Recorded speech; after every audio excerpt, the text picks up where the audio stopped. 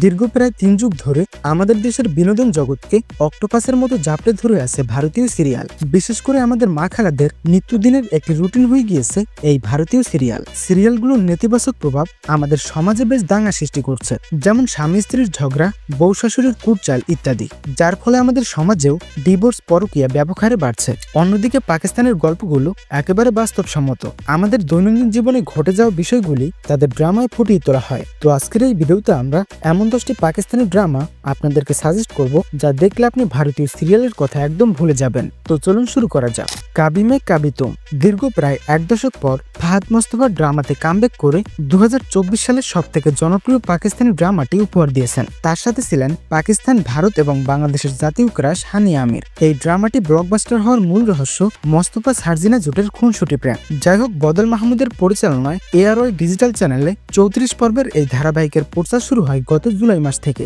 এবং শেষ হয়েছে নভেম্বরের শুরুর দিকে। ড্রামাটি এতটাই জনপ্রিয়তা পেয়েছে যে এর শেষ পর্বটি সিনেমা হলে প্রচারের সিদ্ধান্ত নেয় নির্মাতারা। করাচি, লাহোর, ইসলামাবাদ সহ বিভিন্ন শহরের হলগুলোতে আগেভাগেই শেষ হয়ে যায় ড্রামার টিকিট। দিওয়াঙ্গি পাকিস্তানের সবথেকে সেরা 10 ড্রামার মধ্যে 9 নম্বর অবস্থানে থাকবে এই ড্রামাটি। এটি ছিল পাকিস্তানের একটি রোমান্টিক টেলিভিশন সিরিজ। 2019 সালে এটি সর্বপ্রথম প্রচার করা হয়। ড্রামাটির মাধ্যমে ভালোবাসার পাগলামি ফুটিয়ে তোলা হয়। ভালোবাসার জন্য একজন ধনী ব্যবসায়ী কি কাণ্ড ঘটাতে পারে সেটাই দেখানো হয়েছে দিওয়াঙ্গি সিরিজে। দিসান আহমেদ পরিচালিত এই সিরিজটি দর্শক মহলে ব্যাপক হাইপ ক্রিয়েট করেছিল। ইয়াকিন কা সাফার পাকিস্তানের সবথেকে সেরা 10 ড্রামার মধ্যে 8 নম্বর অবস্থানে থাকবে এই ড্রামাটি। চমৎকার এই ড্রামাটি প্রাক্তন স্বামী স্ত্রী আহাত রেজা মীর এবং সজল আলী জুটির সেরা কাজ।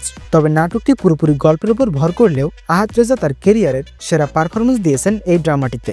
শাহজাদ কাশ্মীরের পরিচালনার এই ড্রামায় 3টি পরিবারের গল্প দেখানো হয়, যেখানে উঠে আসে অনেক স্পর্শকাতর বিষয়।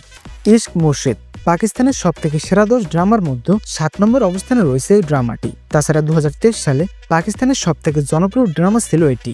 এর পাশাপাশি ভারত বাংলাদেশে ব্যাপক ঝড় তুলেছিল ইশক মুর্শিদ।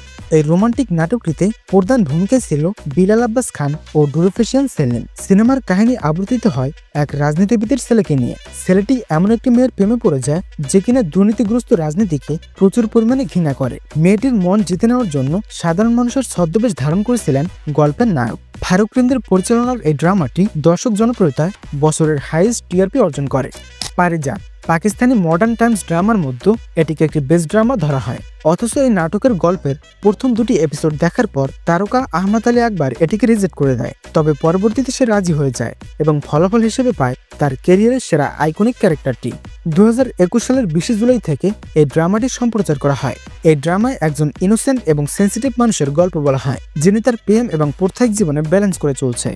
এহদে অফা বন্ধুত্বের গল্প নিয়ে নির্মিত পাকিস্তানের অসম্ভব সুন্দর একটি ড্রামা হচ্ছে এটি। এই ড্রামার বিভিন্ন ক্লিপ আপনারা সোশ্যাল মিডিয়ায় শর্টস আকারে দেখে থাকবেন, কেননা এই ড্রামার আহাত এবং আলিজের কিছু ক্লিপ সোশ্যাল মিডিয়ায় ব্যাপক ভাইরাল হয়েছিল। মূলত সিরিয়ালটিতে 4 জন বন্ধুর গল্প বলা হয়, যারা স্কুল জীবন শেষ করে বাস্তবিক দুনিয়ায় পা ফেলে। জীবনের ভুলভ্রান্তি, প্রেমে পড়া, স্যাক্রিফাইস সবকিছু উঠে আসে এই ড্রামায়। কাহানি পাকিস্তানের সবথেকে সুন্দর 10 ড্রামার মধ্যে 4 নম্বর অবস্থানে থাকবে কাহানি। পাকিস্তানি সিরিয়াল যখন গতানুগতিক ধারায় আগাচ্ছিল, ঠিক তখনই এর গতিপথ বদলে দেয় এই ড্রামাটি।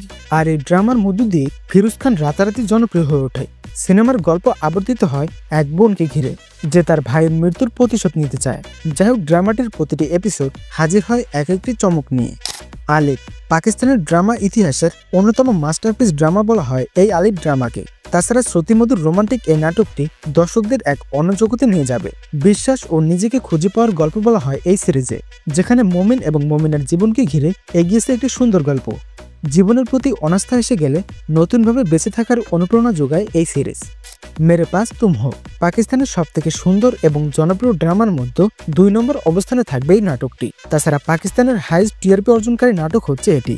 যেখানে গত 1 যুগ ধরে অন্যান্য ড্রামা 20 রেটিং তুলতে ব্যর্থ হয়, সেখানে এই ড্রামাটি পায় 37.1 রেটিং।